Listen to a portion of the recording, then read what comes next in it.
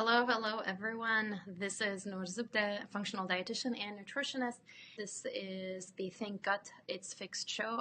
And in today's episode, we are going to talk about how the gut and your thyroid related, how problems in bloating, in digestion, indigestion, heartburn, constipation are going to be caused by your thyroid problems, and how actually your thyroid problems can be caused by your gut issues. So it's like a cycle, and sometimes one happens before the other, and that really needs to break that cycle for you to really conquer those symptoms. Really had a hard time figuring out how to name it, because it's one of those things. Is it the chicken or the egg?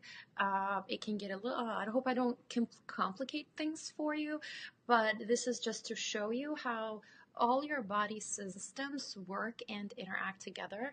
Unfortunately, with a conventional medical system, the common treatment or plan is, if your digestive system hurts, you see a gastroenterologist. If you have a hormone or thyroid problem, you go to endocrinologist. If it's a female hormone problem, you go to the GYN.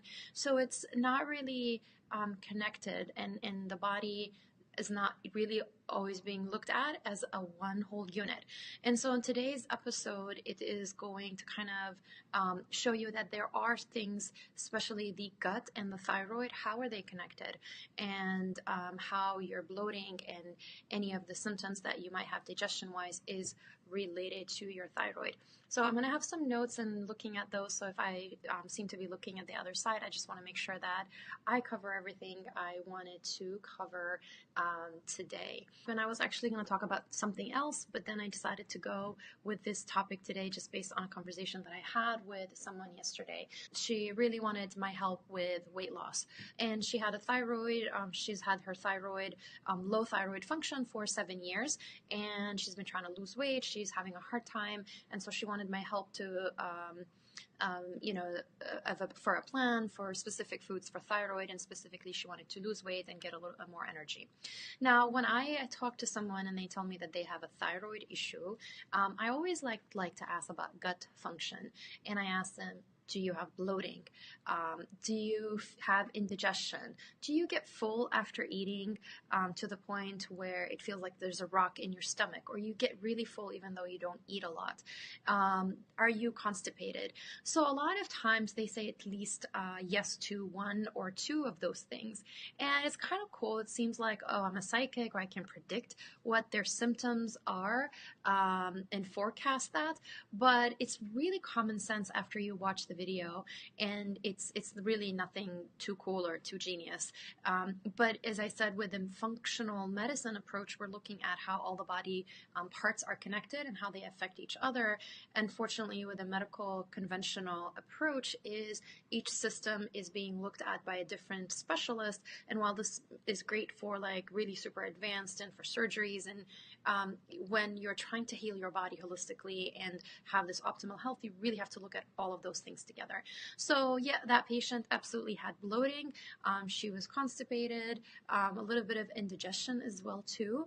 And she was told that it is related to fix her diet, or that it may be related to her periods. And while the female male, like the female hormones, the estrogen, progesterone, do affect your bloating, they're also related to your gut. So there's always that connection in there.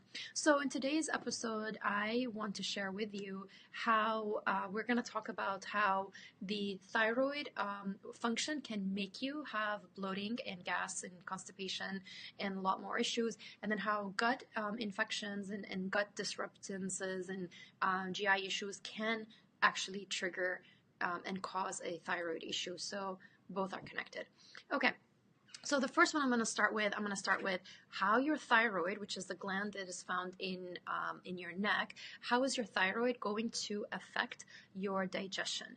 So the thyroid produces thyroid hormone, and I'm going to show you a picture because, as you know by now, I love showing pictures. So while we say thyroid hormone generally, it's actually two thyroid hormones. One is called T4 and one is called T3. So just to make this a little bit bigger, and T4 is the 90% of the hormones that are being released are T4, and then only 10% is T3. And then the body has to take T4 and convert it to T3. A lot of the conversion happens in the gland called pituitary gland in your brain, in your head, but the majority of it also happens in other parts of your body, especially like your liver. So we need to convert T4. T4, the majority of it is actually not active. Your cells do not do anything with T4. They really need T3 in order for metabolism to work, for energy burning, for generating heat, for all of those things. And this is like that circle here, that's your cells, and they have a receptor, and that receptor, what it does is, and the receptor, what it does is it has a place where it attaches to the T3, the active hormone. So for those who are just joining here, is that. So keep that in mind. I'll come up to that. So this is what I mean, thyroid hormones. Really, T3 is the one that is really super active, the cells will sense. So what happens with thyroid hormone is going to attach itself to a lot of the cells in your body. And what it will do is, it will light up the cells. Like, think of it as a spark. And your thyroid hormone production is like having driving and having your feet on the gas pedal and the brake. And so when you're cruising smoothly, you're like pressing on the gas more, and it's all fine. You have enough energy. Your weight is in healthy range. You know, you're not having trouble losing weight. You feel warm. Your hair is growing. Your skin looks good. You have energy. But then anytime there are disruptions in thyroid hormone, it's like you're hitting the gas pedal. And sometimes with some people, it feels like they're accelerating and braking at the same time, because sometimes they have up and down. And that happens, like fluctuating more energy and less energy. And I will be talking about thyroid for sure in future episodes, so I'm not going to spend so much time on that. So the thyroid hormone is going to make you burn calories. It's going to make you have energy, so that you feel warm. If you don't have enough thyroid hormone, the blood is too slow to go to your extremities. So you may feel that your toes or your fingertips are really cold. Your hair is not going to grow. Your nails are not going to grow. Your skin is going to be dry. Then you'll feel that you're losing your hair. Sometimes people lose hair on the outer part of the bra. The eyebrow. Your neurons won't fire as properly, so you may feel like slow, brain fog. You can't focus, and so having difficulty making decisions or quick decisions. So these are signs of that. Slow thyroid will cause these things, and slow thyroid will slow down your digestion. So we had talked about this before, that your digestive tract is made of a one like big smooth muscles, and they're connected to each other. And then muscle contractions is what causes food to get pushed down to the all parts of your digestion. So when you don't have enough thyroid, the digestion is slow. And just that, having slow digestion is going to create so much mess in your digestive tract, and that will trigger a lot of things. When digestion is slow, food sits in your stomach longer, so it's more likely to reflux up. So that will cause heartburn and acid reflux. If food sits in the stomach, in the small intestine longer, it can get fermented, and that fermentation by bacteria can cause gas and bloating. People with thyroid issues tend to not produce enough hydrochloric acid, and we talked about that in episode number 4. So what happens when you don't have enough hydrochloric acid? The food just like, it's not broken down, like it's not really chopped up, it's not getting chopped up properly, and so that's when you feel like you have a rock, like your stomach feels like a rock, even when you don't eat a lot or quickly after eating.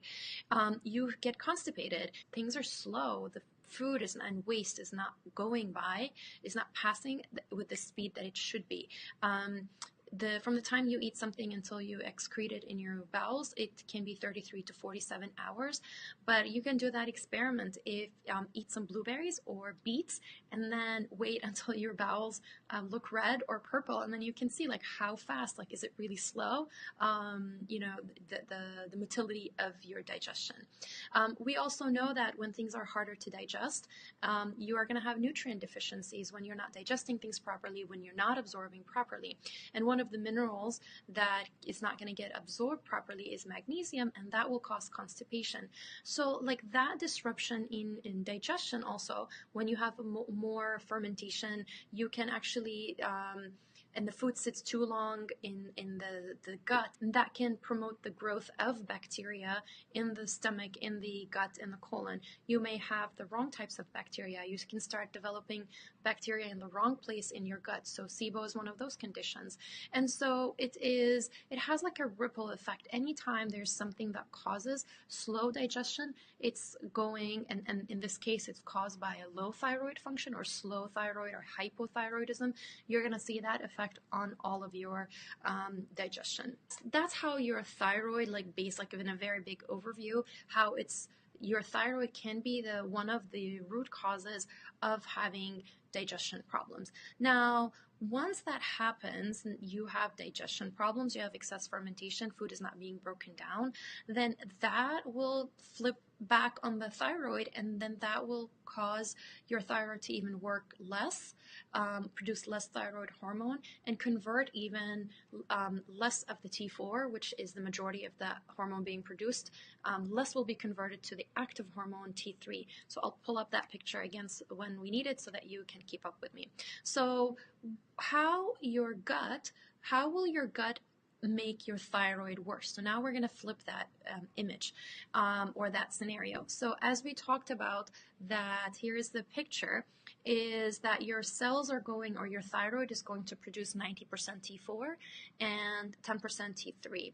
So if you have problems in the gut, you're not digesting food properly, you have leaky gut, and leaky gut, that means when we talked about this with leaky gut, is here's your opening, the cells, and now they have openings and things can go pass through. That's leaky gut, and that's a source of physiological stress. When you have dysbiosis, meaning the wrong type of bacteria in your gut, the leaky gut can lead to food sensitivities, which are inflammatory responses. Your immune system is in the gut. So when that gut is messed up, all of that is going to make your body see that process from T4 to, making it a little bit bigger, that from T4 to T3 is actually not going to be converted properly, and there will be a backup. Actually, there's something called reverse T3, so your body will make more of the reverse. I took it out from this image just to not confuse things, but the body is going to start, so it's not a problem with the thyroid at this point. Your thyroid is fine, it's producing T4, but the rest of the body is inflamed. You have too much cortisol, and that will make the conversion from T4 to T3 not enough, and then your cells only see T3, so they're not going to actually benefit and use it. Your gut, any inflammation in it is going to prevent your body from converting the majority of your thyroid hormone to your active, your bioavailable, the type of hormone T3 that your cells will actually need to use. The other thing, dysbiosis, when you have the wrong types of bacteria. You need the specific healthy gut bacteria. They produce an enzyme, and that's also responsible for converting T4 to T3. I do mention autoimmune issue and leaky gut. Leaky gut, remember, is when you have openings in those cells or in between the cells, and now food can pass that is undigested, or pathogens, or yeast, or their toxins. And what happens is that activates the immune system. And when your immune system is active, it's like working all the time, and suddenly something goes out of balance and then starts attacking yourself, your own cells. And so when that happens, you may end up developing an autoimmune condition. And Hashimoto's is the autoimmune thyroid condition in which the immune cells are attacking the thyroid. And so this is how leaky gut dysbiosis, if you have diarrhea or constipation or excessive bloating, you've been diagnosed with IBS, you traveled somewhere and you got a stomach bug and you never recovered, you had the flu, or you had to go 2 months on an antibiotic treatment for something, or all of those things or you've been taking acid suppressing medications for too long. All of those things that deal with gut issues can disrupt your immune system, because 80% of your immune system is in the gut. And what that will do can activate an autoimmune condition. And the majority of hypothyroid cases are actually autoimmune. And unfortunately, not all my patients, or not all people I know with that, I actually getting that test done through their doctors. So that's really important to know. Because then it's not a thyroid problem anymore. It's actually becomes an immune problem, a digestive problem. And unfortunately, your gastroenterologist will not do anything with it, your endocrinologist. And that's when it's on you right now, in your hands, to work on the nutrition, to work on healing your gut, so that you can reduce the inflammation and reduce the autoimmune activation to your thyroid, and that can potentially lead to other autoimmune conditions. It's like kind of that cycle that you have to sort of break. And, if you want, is it what happened first? Is it the thyroid that happened first, or the gut? For each person is different. Stress can affect your adrenal glands, and too much stress will cause your thyroid to start to give out and like weaken over time. So that can be an issue. Stress can be from outside, but it can also be physiological stress like gut infections and dysbiosis. So for each person, something may have happened before. Now, how do you treat it? Like, what do you do with that? If someone comes with clear digestive issues, and with working with me and I'm focused on food, I'm going to try to give them the best eating plan that will help start working on their gut. And then we are going to layer it with other things. Do they have leaky gut? Do they have food sensitivities that we need to test for? If they have leaky gut, then there is certain protocols, certain foods to eliminate, other foods to eat, specific supplements. If they have certain bacterial infections, then they need a different protocol. If now with thyroid, there are certain hormone or nutrients that are going to be needed for the thyroid hormone to be produced, for thyroid hormone to be converted. So we just have to look at all of this in a very holistic perspective. So we're working on the gut, but we're also supporting the thyroid. And by fixing the gut, we're also helping the thyroid. And this works for people who have just been diagnosed, or even people who have been dealing with it for years. I cannot promise anyone that you'll be able to get off your thyroid medication, but you may be able to prevent your dose from going higher. You may be able to get the dose a little bit lower. Or a lot of people are on high doses, like the person I talked with, more than 100 milligrams Synthroid. She's still having a hard time losing weight, still having a hard time with energy, with mental clarity and focus. So sometimes you're on this medication because it helps a little bit, but you're still suffering. So it's like, if only we can get you feeling energized and in a good health and mental, emotional health, because that's what your thyroid will do to you. So I have a question. My TSH, T4, and T3 are in normal range, but I have bad reflux and I am taking digestive enzymes plus HCl, which is hydrochloric acid, and it didn't help. Now, I always, when you say my TSH, T4, T3 are normal, are they normal from a functional medicine perspective or from a conventional medicine perspective? TSH, and I will talk about this later in more details, in conventional medicine, anything from 0.5 to 4.5 is considered normal, but in functional medicine, anything that's more than 3 or 3.5 that means that it's elevated. And sometimes it's not just looking at the absolute value. When I look at them, is one trending to be low normal versus being high normal? Did they look at the antibodies, or is it sometimes it's an autoimmune issue? So your body is keeping up with the production, so the levels are fine, but your body's attacking your thyroid gland. And there are so many scenarios when the TSH, T4, and T3 are fine, and you really need to get the reverse T3 to be able to see the full picture, because again, it's sometimes the level of T4 and T3 in the blood does not reflect the level of T4 and T3 in the tissues. So a lot of people have that issue where their blood labs are normal, but then they're still having symptoms. Now, your heartburn and acid reflux may be related to something completely different. So just because the thyroid is typically can be an issue, it can be other stuff. It can be food sensitivities. So you might need a completely diet overhaul. So if you're still, if you're here, I mean, I'd love to talk to you separately, one-on-one, because it's so many things can cause heartburn and acid reflux, not just the thyroid. Even though the thyroid can contribute to it, it's not the only thing. Here, someone asked about supplements for healing the gut. Unfortunately, it's not something that I can really just have one answer to, because each person is different and it depends. You had mentioned HCl and enzymes, and while I use those, sometimes I don't, sometimes I do. There are certain nutrients, depending on if they have leaky gut, dysbiosis, other things, because each one of us is different. So I want to look at all of your nutrient deficiencies, medical conditions. So there's really not one answer that works for everyone, unfortunately. And it's not something that I can address in this video. But if you would like more information, you can always schedule a phone call. I offer a complimentary phone call, and for this, if you think that working together can help you reach your goals, then we can talk and I can help you figure out what's been holding you back from your ultimate or best health, and just kind of give you a little bit of clarity of what might be going on. So that is it for today's video. If you are watching the recording, leave me your comments or your questions. I always come back and answer them. And thank you for joining me live, for those who did.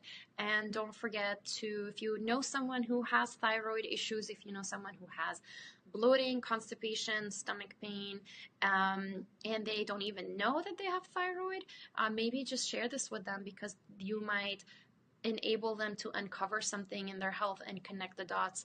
And this is one of the things I'm like super duper passionate about, is connecting those dots and helping people realize that they're all interacting, and sometimes one issue or complaint may not, you may not think of something else, but like addressing that thing, and oftentimes it's the gut, will help have a major effect on all of your health. So thank you for joining. Have a great day, everyone, and I'll see you next Wednesday on Thank Gut It's Fixed show. We'll see you later. Have a great day. Bye.